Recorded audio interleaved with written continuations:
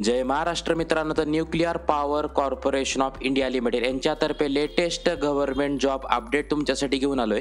इथं जर आपण करिअर्समध्ये पाहिलं तर एक्झिक्युटिव्ह ट्रेनी ह्या पदासाठी भरती निघालेली आहे. तर लवकरात लवकर या ठिकाणी अप्लाय करायचे. तर 60% गुणांसह ज्यांची पदवी प्राप्त आहे असे सगळे विद्यार्थी इथे अप्लाय करू शकतात. महत्त्वाचं म्हणजे संबंधित ट्रेडमधून ज्यांची पदवी उत्तीर्ण आहे, ज्यांनी गेट 2023 किंवा 24 किंवा 25 दिलेले आहे असे सगळे विद्यार्थी एक्झिक्युटिव्ह ट्रेनी या पदाला अप्लाय करू शकणार आहेत. सविस्तर जाहिरात आता आपल्या हाती लागलेली आहे, जी की पण या ठिकाणी मी संपूर्णपणे समजावून सांगतोय.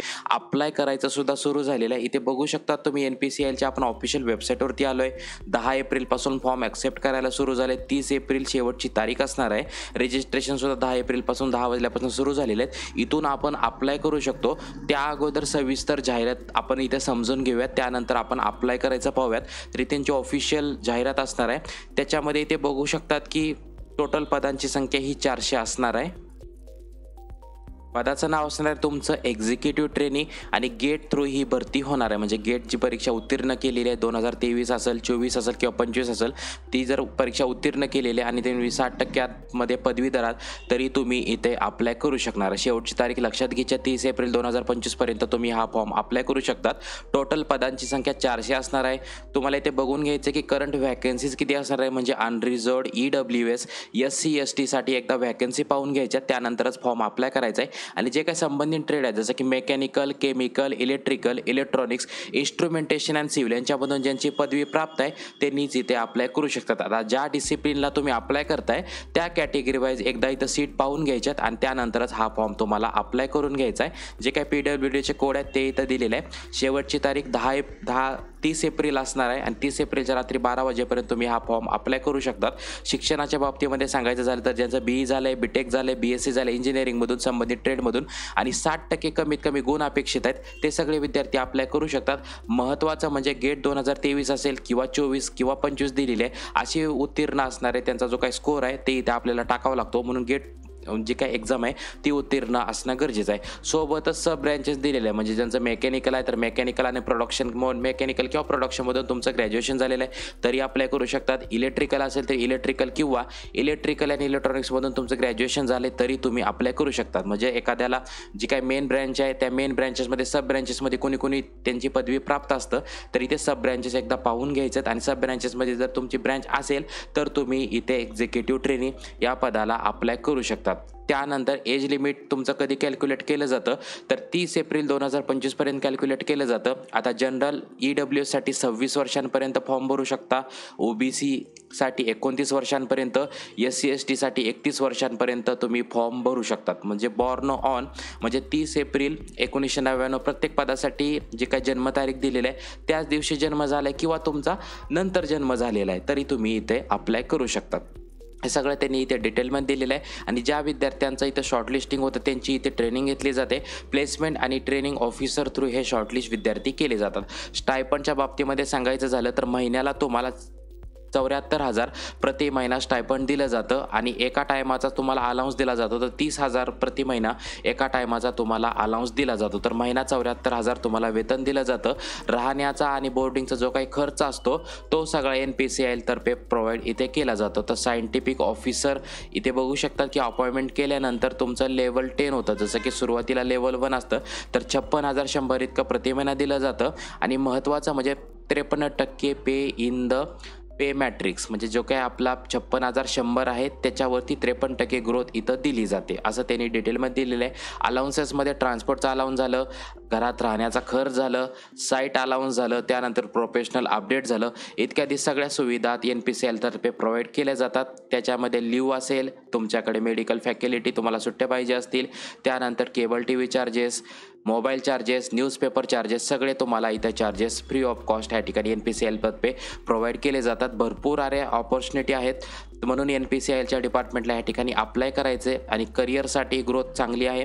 आणि बॉन्डच्या बाबतीमध्ये सांगायचं झालं तर आपल्याला एक बॉन्ड आहे तर 9,18,000चा एक बॉन्ड असतो. त्या ठिकाणी तुम्हाला साईन करावं लागतं. तर 30,000 तुम्हाला एका टायमाचा अलाउन्स तर दिलं जातं आणि 74,000 तुम्हाला वेतन असणार आहे. तर 74,000 गुणिले 12 हे तुमची एका वर्षाची सॅलरी असणार आहे. महत्त्वाचं म्हणजे सिलेक्शनची प्रोसेस कशी असणार आहे, जे काय आपण अप्लाय करतो, ज्या विद्यार्थ्यांचं इथं शॉर्टलिस्टिंग होतं त्यांचा इथे इंटरव्ह्यू घेतला जातो आणि जे काय स्कोअर असणार आहे जसं की गेट 2023 किंवा 24 किंवा 25 मधून जे काही स्कोअर कार्ड त्या ठिकाणी सीट नंबर तुम्ही टाकणार आहात त्याच्या स्कोअरवरती 1:12 हा रेशो कॅल्क्युलेट केला जातो. तुमचे पडलेले मार्क्स आणि गेटचा स्कोअर याच्यावरतीच इंटरव्ह्यूसाठी तुम्हाला शॉर्टलिस्ट केलं जातं. अशी सगळी सविस्तर इथे माहिती दिलेली आहे आणि फायनल सिलेक्शन जे काही ज्यांचं होतं त्यांचा इथे पर्सनल इंटरव्ह्यू होतो आणि त्यानंतर मेडिकल फिटनेस टेस्ट होते. तर अनरिझर्वसाठी 70% गुण अपेक्षित आहेत. EWS SC ST साठी 60% गुण अपेक्षित आहेत. अशा बेसिसवरती तुमचं इथे शॉर्टलिस्टिंग केलं जातं आणि जो काय इंटरव्ह्यू आहे त्याच्यासुद्धा टेंटेटिव्ह डेट दिलेली आहे. म्हणजेच 9 जूनपासून 9 जून ते 21 जूनपर्यंत तुमचा इंटरव्ह्यू कधी होऊ शकतो आणि इंटरव्ह्यूचे जे काही लोकेशन आहे जसं की महाराष्ट्रामधून आपलं मुंबई दिलेलं आहे. जे विद्यार्थी ज्या स्टेटवरून अप्लाय करताय त्यांनी एकदा स्टेट पाहून घ्यायचे. तर महाराष्ट्रामधून तुमचा मुंबई लोकेशनला म्हणजेच मुंबईचं जे काही ऑफिस आहे NPCILचं तिथे तुमचा इंटरव्ह्यू होऊ शकतो. डॉक्युमेंट व्हेरिफिकेशनच्या बाबतीमध्ये सांगायचं झालं आपल्याला ऑनलाईन पद्धतीने कागदपत्र अपलोड करायचे आहेत आणि सोबतच डॉक्युमेंट व्हेरिफिकेशनच्या वेळेस ओरिजिनल डॉक्युमेंट फोटोकॉपी सोबत इथे मॅच करावं लागतात. जसं की डेट ऑफ बर्थ झालं, तुमचं 10वीची मार्कशीट झालं, स्कूल लिव्हिंग सर्टिफिकेट झालं, क्वालिफिकेशन म्हणजे तुम्ही 12वीवरून ग्रॅज्युएशन केलं आहे किंवा 12वीवरून डिप्लोमा केला आहे, सगळे रिलेव्हंट डॉक्युमेंट आपल्याला इथे अपलोड करावे लागतात. डॉक्युमेंट व्हेरिफिकेशनच्या वेळेस सगळे कागदपत्र इथे व्हॅलिडेट करणं गरजेचं आहे. त्यानंतर इथे बघू शकतात की आता किती पर्सेंटेज पाहिजे, तुमचा CGPA किती पाहिजे ते सगळं दिलेलं आहे. जसं की 55% दिलेलं आहे, 60% दिलेलं आहे, 65% दिलेलं आहे. ज्यांचं CGPA पॉइंटरने कॅल्क्युलेट केलं जातं 10 आउट ऑफ ते इथं त्यांनी दिलेलं आहे. त्यानंतर NOC सर्टिफिकेट ज्यांना ॲप्लिकेबल आहे त्यांना इथे NOC सर्टिफिकेट द्यावं लागतं. कास्ट सर्टिफिकेट झालं, OBC साठी नॉन क्रिमिलियर सर्टिफिकेट झालं, सगळे कागदपत्र इथे आपल्याला अपलोड करावे लागतात. पर्सनल इंटरव्ह्यू तुमचा कोणत्या लँग्वेजमधून होणार आहे, हिंदी किंवा इंग्लिशमधून तुमचा पर्सनल इंटरव्ह्यू होऊ शकतो. मेडिकल फिटनेस ज्या विद्यार्थ्यांचं इथं अपॉइंटमेंट केलं जातं त्यांची इथे मेडिकल फिट ते स्वतः मेडिकल फिट असणं गरजेचं आहे आणि ते जे काही मेडिकल ऑफिसर असणार आहेत NPCILचे त्यांच्यातर्फे तुमची मेडिकल फिटनेस टेस्ट घेतली जाते. ट्रेनिंगशिपची तुम्हाला जे काही डेट आहे ते सगळं ऑफिशियल मेलवरती तुम्हाला पाठवलं जातं. अप्लाय करण्यासाठी NPCILच्या ऑफिशियल वेबसाईटवरती घेऊन जाणार आहे आणि तिथे सगळा फॉर्म इथे फिलअप करून दाखवणार आहे.